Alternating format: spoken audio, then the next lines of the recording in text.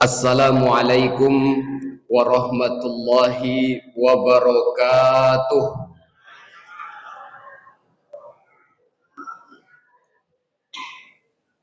Alhamdulillahillazi hamdan katsiran kama amar. Wassalatu wassalamu ala sayyidina wa nabiyyina wa habibina wa syafi'ina wa zuhrina wa maulana Muhammad sallallahu alaihi wasallam.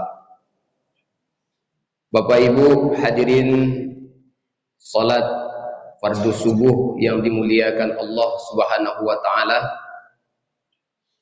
Bersyukur kita kepada Allah pada pagi yang mulia ini, hari yang ke-8 dari bulan Ramadan.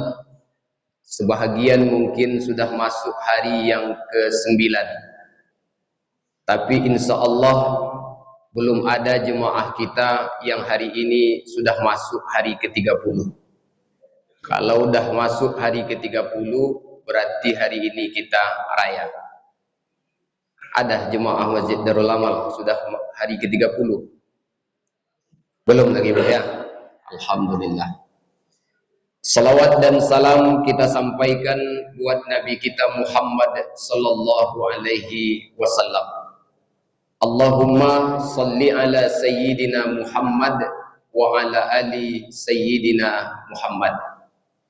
Mudah-mudahan kelak di yaumil mahsyar kita termasuk di antara umatnya yang akan mendapatkan syafaat dari baginda Nabi kita yang mulia Muhammad sallallahu alaihi wasallam. Bapak Ibu jemaah salat fardu subuh, hidup kita di dunia ini tidaklah lama. A'maru ummati ma bainas sittina ila sab'in wa aqalluhum may yajuzu zalik. Mayoritas umur umatku kata Nabi hanya berkisar antara 60 sampai 70 tahun. Hanya sedikit yang lewat batas itu. Kalau ditengok yang hadir subuh hari ini rata-rata 17 sampai 25 aja nampaknya. Artinya kita tidak lama hidup di dunia ini, Pak. Dibandingkan dengan umat-umat terdahulu, maka tentu usia kita ini sangatlah singkat. Nabi Adam itu usianya lewat 900 tahun. Nabi Nuh bahkan mencapai 1000 tahun. Usia mereka panjang-panjang, ditambah lagi badan mereka besar dan kuat-kuat. Wa khalaqallahu Adam wa tuluhu sittuna zira. Allah menciptakan Nabi Adam dan tingginya Nabi Adam itu kata Nabi sittuna zira, 60 hasta. Kalau dimeterkan 60 hasta ini lebih kurang agaknya 30 meter, Pak. Itu tinggi badannya. Lebar badannya lebih kurang 12 hasta. Bapak Ibu mungkin banyak menyaksikan rumah di daerah kita ini tipe 6x6, tipe 36. Lebih kurang sebesar itu lebar badannya. Tinggi 30 meter, lebar badan hampir 12 meter. Usia lebih 930 tahun. Dibandingkan kita umat Nabi Muhammad, mayoritas tinggi kita ini 150-160-an. Kadang-kadang semekot pula. Usia kita pun terbatas. Maka tentu kalau kita bersaing dari segi kualitas ibadah dan kuantitasnya agak susah kita bersaing dengan mereka. Tapi baginda Nabi sallallahu alaihi wasallam menyebutkan, sekalipun usia kita terbatas, pendek, boleh jadi bapak usianya 60 tahun, ibu usianya 70 tahun, kita usianya hanya sampai 50 tahun. tapi kualitas ibadah kita boleh jadi mengalahkan umat yang usianya sampai ribuan tahun.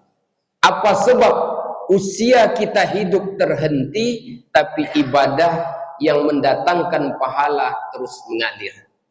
Maka subuh hari ini saya ingin menyampaikan 10 jenis amal ibadah yang pahalanya terus mengalir. Mudah-mudahan yang 10 ini adalah di diri kita. Tak bisa kita buat ke-10-10-nya, paling tidak separuh pun jadi. Tak bisa separuh, satu pun jadi. Jangan sampai peluang itu ada tapi tak kita ambil. Ini ditulis oleh Imam As-Suyuti. Imam As-Suyuti menyimpulkan 10 amal ibadah yang pahalanya terus mengalir walaupun manusianya sudah mati. Beliau simpulkan ini yang 10 berdasarkan hadis-hadis Nabi sallallahu alaihi wasallam. Yang pertama kata beliau, amal ibadah yang terus mengalir sekalipun kita sudah mati, sudah menjadi cacing tanah, tinggal belulang kita di alam kubur, ulumun bassaha, ilmu yang disebarluaskan. Bapak, ibu kalau punya ilmu, tak usah kikir-kikir, ajarkan orang. Selama ilmu itu mendatangkan kebaikan, ajarkan. Apa sebab? Karena wanaktubu ma qaddamu wa asyarhum, kata Allah. Kami catat sebagai pahala dan dosa apa yang mereka kerjakan dan pengaruh yang mereka tinggalkan. Jadi pengaruh yang kita ajarkan ke orang pun bisa menjadi ladang pahala, tapi juga bisa menjadi ladang dosa. Bapak ibu kalau punya ilmu, misalnya bapak pandai ilmu membuat sate, bukan ilmu agama, bukan tentang ilmu syariat, buat sate, Pak. Sederhana, pandai buat sate. Lalu bapak mengajarkan orang membuat sate. Lalu yang diajarkan tadi menjadi ajo sate. Dia jualan sate. Dengan dia jualan sate, istrinya bisa makan. Anaknya bisa sekolah. Bahkan bisa lanjut kuliah. Itulah yang menjadi penghasilan untuk kehidupannya. Bapak yang mengajarkan si ajo itu buat sate, maka bapak terus mendapatkan aliran pahala. Yang bapak ajarkan bukan Al-Quran, yang bapak ajarkan bukan hadis Nabi, bukan cara sholat, cara puasa, cara haji, cara membuat sate, tapi bermanfaat untuk orang banyak, maka itu pun menjadi ladang pahala. Begitu juga dengan ibu, sederhana mungkin ilmu yang ibu dapat setiap pengajian subuh. Kata Ustaz, hidup ini ingin barokah, mulailah segala aktivitas dengan Bismillahirrahmanirrahim. Pulang ibu ke rumah, begitu anak ingin berangkat sekolah, nak, apapun kerja yang nak kau buat, mulailah dengan menyebut Bismillahirrahmanirrahim. Sederhana ilmu yang ibu sampaikan. Tak perlu duduk di mimbar masjid, tak perlu pakai mic berceramah, tapi ternyata anak tadi merekam. Dia simpan kata-kata ibu, diamalkannya. Selama anak itu mengamalkan setiap memulai aktivitas, dia baca Bismillahirrahmanirrahim. Ternyata anak itu tumbuh, nanti dia jadi seorang ayah. Dia ajarkan juga itu kepada anaknya, turun-menurun. Ibu yang pernah mengajarkan walaupun satu ilmu, maka ibu pun mendapatkan ulumun basyaha, ilmu yang disebarluaskan. Jadi untuk mendapatkan kriteria ilmu yang disebarluaskan, tak perlu kita harus menjadi guru, tak mesti kita harus menjadi dosen, tak mesti kita harus menjadi ustadz penceramah. Boleh jadi ilmu yang sedikit kita sampaikan, ternyata itu diamalkan orang, itu pun akan menjadi ladang pahala. Begitu juga sebaliknya. Kalau kita punya kepandaian, tapi kepandaian kita tak baik, membuat orang jauh dari Allah, membuat orang bermaksiat kepada Allah, maka boleh jadi kita sudah tobat, boleh jadi kita sudah mati, tapi aliran dosa terus mengalir. Apa contohnya? Bapak pandai judi online, lalu bapak ajarkan kawan, ternyata setelah bapak ajarkan, bapak mati, tak sempat tobat. Kawan tadi rupanya dia rekrut pula orang, diajarkannya pula satu komplek main judi online. Corongnya dulu yang mengajarkan bapak, maka bapak sudah berada di alam kubur, sudah dimakan cacing tanah, tapi ternyata aliran dosa terus mengalir. Apa sebab? Satu komplek judi online, pengajar utamanya bapak. Maka kalau ada ilmu-ilmu yang tak baik, bapak sebagai kontraktor, bapak sebagai misalnya penjual tapi curang dalam timbangan, pandai membuat beragam macam cara untuk menipu, kwitansi-kwitansi palsu, laporan-laporan fiktif barangkali di kantor, diajarkan ke orang, ingat, wa naktubu ma qaddamu wa asyarahum. Allah mencatat apa yang kau kerjakan dan pengaruh yang kau tinggalkan. Ilmu itu nur, cahaya. Jangan jadikan ilmu itu sumber kegelapan untuk diri kita dan juga orang lain. Maka yang pertama, pahala yang terus mengalir walaupun kita sudah tiada, ilmu yang disebarluaskan. Yang kedua adalah wa du'a'u najlin, doa anak yang soleh. Cita-cita orang tua yang tertinggi bukan anaknya jadi orang kaya, bukan anaknya jadi pejabat, bukan anaknya jadi konglomerat, tapi keberhasilan orang tua mendidik anak ketika punya anak, anaknya menjadi anak yang soleh dan soleha. Jangankan kita manusia biasa, Pak. Seorang nabi yang dekat dengan Allah pun meminta kepada Allah, Rabbi habli minas solihin. Ya Rob, jadikan anakku ini anak yang soleh. Ibu berapa kali berdoa kepada Allah menyebut nama anak ibu agar kiranya anak itu menjadi anak yang soleh. Padahal kata Nabi, salasu da'watin, ada 3 doa yang mustajab. La syakka fihinna, tidak ada keraguan dalam yang 3 ini. Satu diantaranya adalah da'watul walid ila waladihi, doa orang tua untuk anaknya. Doakan anak ibu, doakan anak bapak, kiranya anak kita itu menjadi anak yang soleh. Kalau anak kita menjadi anak yang soleh, ditakdirkan Allah anak itu jadi orang kaya hidupnya di dunia, maka insya Allah kekayaannya akan bermanfaat, akan barokah bagi bapak ibunya. Begitu juga sebaliknya, kalau anak itu ternyata takdir Allah tak berkehendak anaknya jadi orang kaya, tapi dia jadi orang miskin, hidupnya susah. Kalau dia menjadi anak yang soleh, sekalipun hidupnya susah, sekalipun hidupnya berpayah-payah, tapi ketika dia anak yang soleh, insya Allah perhatiannya tak akan pernah luput kepada orang tuanya. Karena kesolehan anak kepada orang tuanya bukan ditengok berapa juz Al-Quran yang dia hafal, bukan dilihat seberapa hitam keningnya, bukan dilihat seberapa banyak hafalan hadisnya, tapi kesolehan seorang anak untuk orang tuanya itu dilihat seberapa maksimal dia ingin membahagiakan ayah dan ibunya.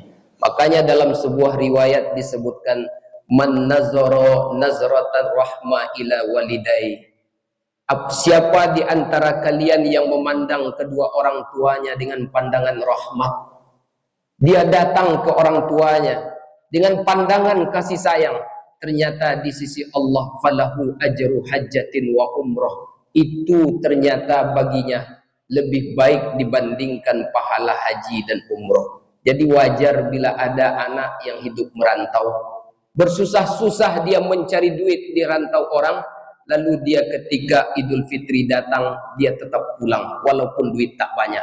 Apa sebab? Memandang wajah ayah dan ibu yang masih ada itu membuatnya ridho, membuatnya senang, ternyata pahalanya besar di sisi Allah Subhanahu wa taala. Maka yang kedua, doa anak yang soleh. Mudah-mudahan anak-anak kita itu menjadi anak yang soleh. Anak yang soleh bukan hanya di dunia dia akan bermanfaat, tapi di akhirat pun akan menjadi investasi terbaik kita. Jadi kalau ada ibu, kalau ada bapak bercita-cita anaknya supaya nanti saya sudah tua, dia bisa membelikan saya mobil, membuatkan saya rumah, diajaknya saya keliling dunia, anak saya banyak duitnya. Kalau itu tujuan utama kita punya anak, lebih baik tak usah beranak, cukup pelihara anak sawit. Tahu anak sawit, Bu? Anak sawit 2,5 tahun ibu rawat dia baik-baik, tahun ketiga dia udah balas jasa, Pak. Tapi kalau anak yang namanya anak manusia, ibu sekolahkan TK 1 tahun, SD 6 tahun, SMP 3 tahun, lalu SMA 3 tahun, kuliah S1 4 tahun, S2 2 tahun, S3 3 tahun, 4 tahun pula. Belum tentu dia akan bisa menghasilkan duit untuk ibu. Tapi kalau anak sawit 3 tahun, insya Allah kalau rawat baik-baik jadi dia. Kalau tujuannya materi. Tapi tujuan terbaik orang tua untuk anak itu bukan materi, Pak.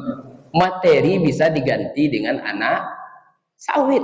Tapi tujuan utama orang tua punya anak agar kiranya anak tadi menjadi anak yang soleh. Doakan, sebut nama anak-anak itu dalam setiap simpuh dan sujud Bapak Ibu semuanya.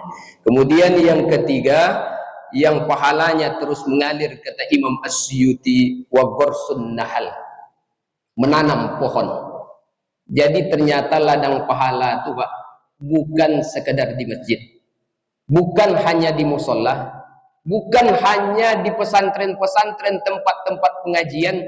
Bapak yang berprofesi sebagai petani, ditanam itu pohon. 2 hari setelah menanam, mati. Tak sempat Bapak menikmati buah dari pohon yang ditanam. Ternyata pohon itu tumbuh besar, menjadi batang durian yang lebat buahnya.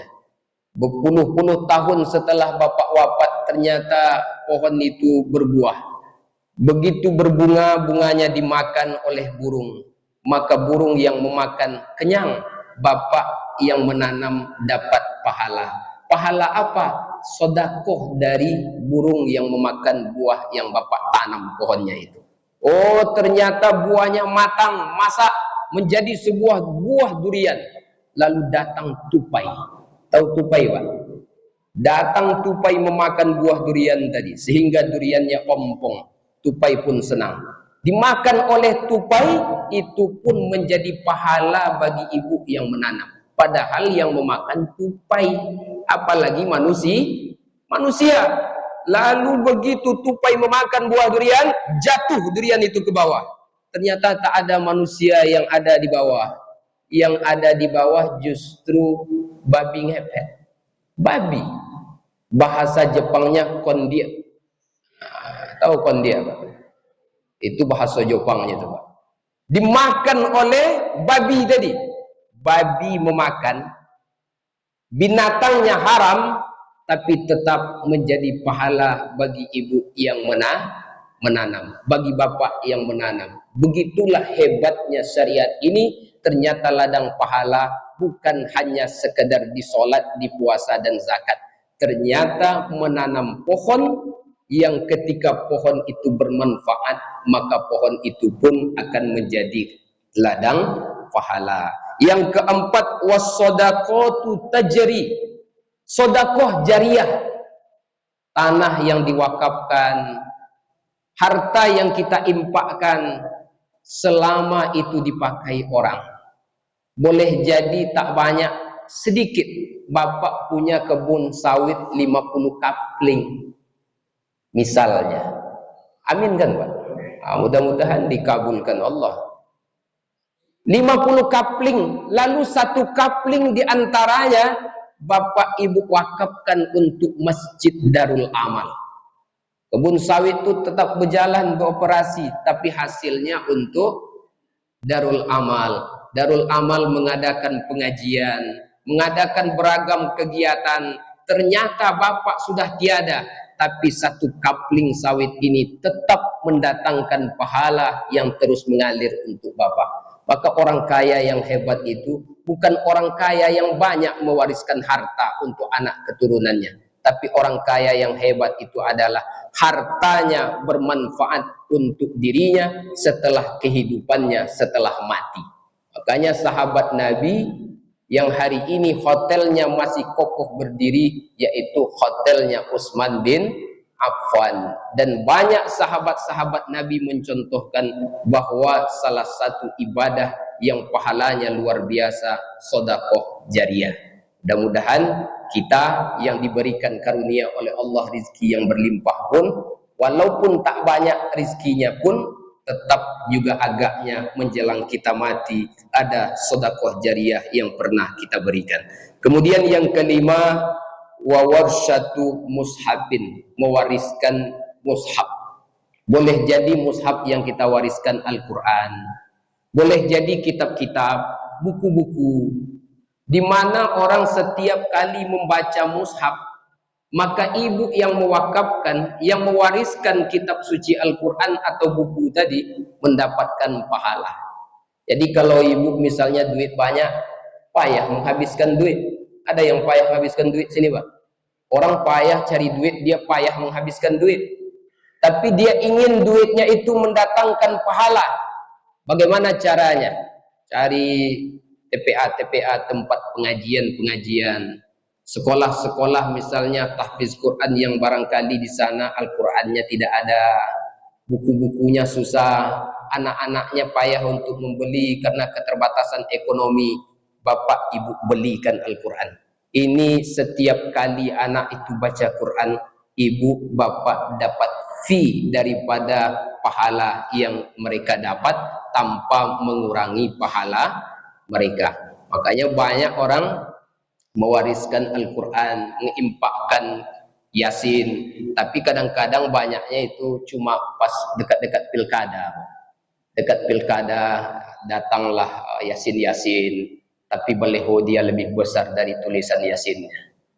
Tapi tak apa-apalah, yang penting dia sudah mewariskan mushaf. Mudah-mudahan itu pun menjadi ladang pahala bagi mereka.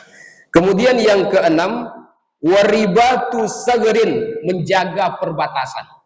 Para tentara, para keamanan yang menjaga ketentraman dan kedamaian negeri ini pun ternyata itu menjadi ladang pahala. Termasuk para pahlawan yang dulu berjuang mati-matian membela memerdekakan negara ini.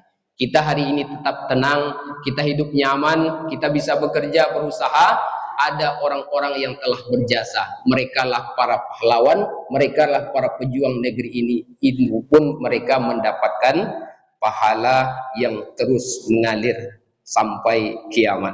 Kemudian yang ketujuh, wahafrul bi'ri au ijra'un nahar, menggali sumur atau mengaliri air irigasi.